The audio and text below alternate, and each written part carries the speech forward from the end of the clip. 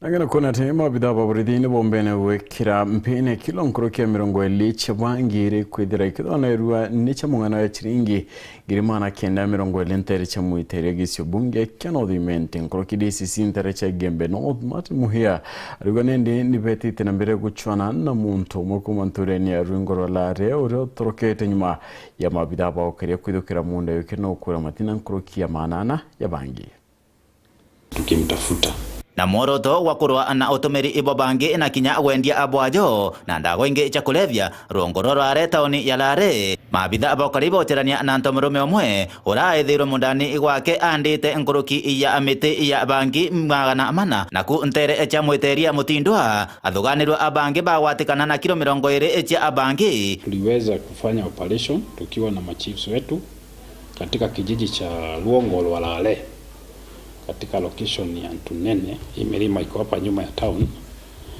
Tulipoenda hiyo operation tuliweza kuuproot miti ya bangi, mature stems za bangi, 425 stems of bangi ambayo ilikuwa amepanda kwa shamba yake.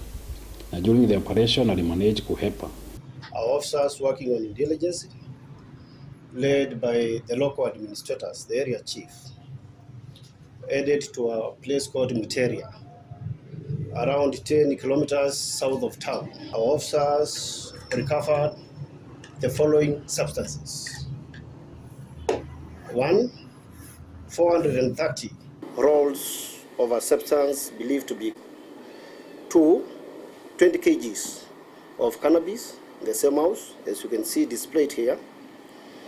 3, we had 1 rolling flag, rolling papers.